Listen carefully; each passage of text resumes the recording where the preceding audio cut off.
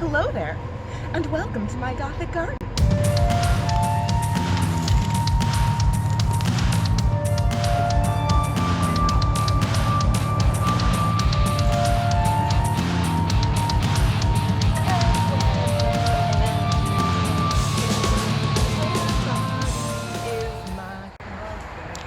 The plan for today is to get into the yard itself and pull up any poison ivy I find, pull up some of the other weeds. Frankly, the major thing separating the yard section of the backyard from the overgrown garden plots that I've been clearing out is that we mow the yard occasionally, and as such, the weeds haven't gotten quite as strong a foothold, but it's still, there's no grass, it's all weeds. And my intention, after I pull up some weeds, is to mow whatever's left, and then plant some pennyroyal. I have some more pennyroyal that my friend brought over, and that's, again, a really great ground covering. It's got natural insect repellent properties, which is a really lovely thing to have in a backyard, in my opinion. It also is mowable. It's a ground cover, you can run the mower over it, and it more often than not will just continue to spread and grow and be healthy even though you've mowed it, which sounds like a perfect plant for the yard.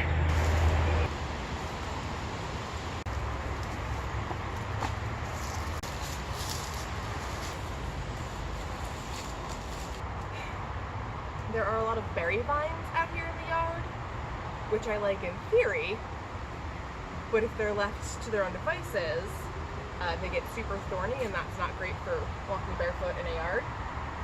Not to mention that because they have 3 leaves, it's easy for poison ivy to hide within the berry vines. And that's not great. I'm not a fan of that.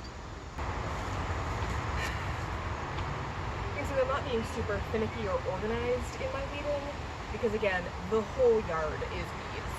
The notion behind this is more to spot any poison ivy than anything else, and also to give the pennyroyal I'm going to plant a little bit of breathing room and a chance to really take root and spread itself. There's also a lot of Virginia creeper in here. There's just so much vine that needs to be pulled up. And again, nothing particularly wrong with the Virginia creeper. I don't mind it. But it looks almost exactly like poison ivy, except that it has 5 leaves. And therefore, it's easy for the poison ivy to hide wrapped up in it. And I really don't want poison ivy in my yard. Well, I have gotten bored of weeding, which, let's be honest, was all this was ever going to be. It was going to be I was weeding until I got bored of it, which I have. So now I'm gonna mow.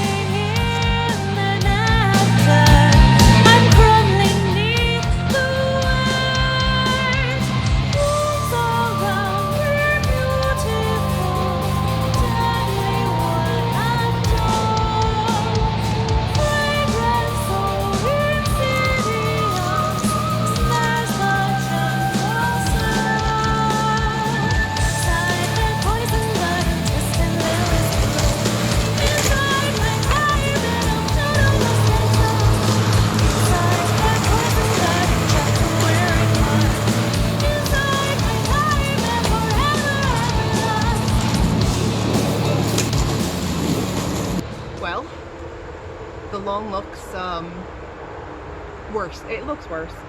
It does.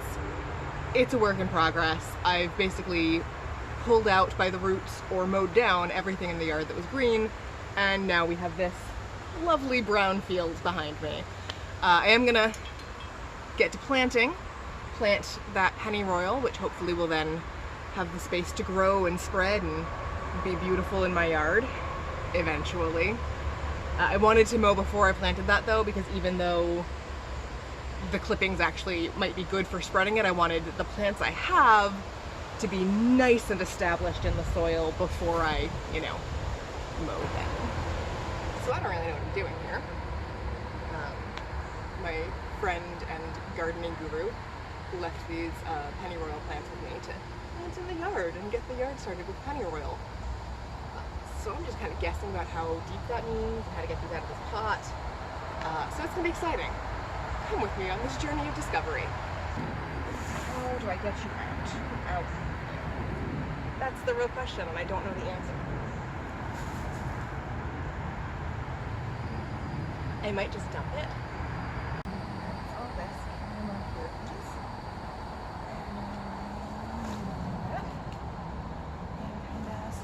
Scoocha. Oh, I'm a genius.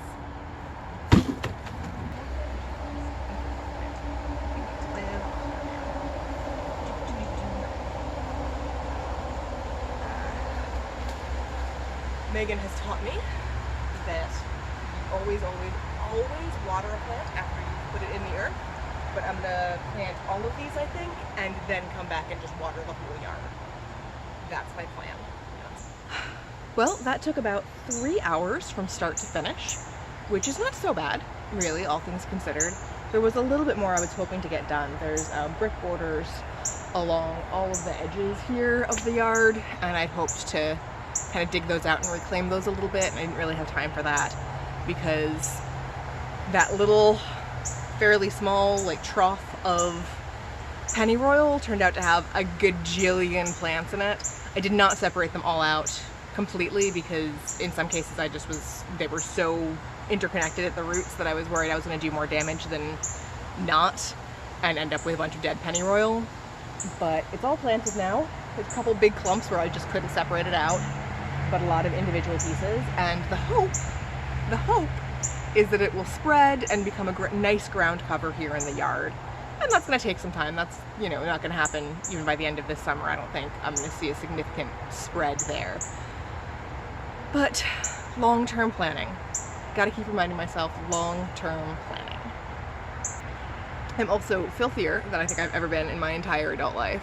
It doesn't look it because it's all dry dirt, but trust me, I am covered in dirt.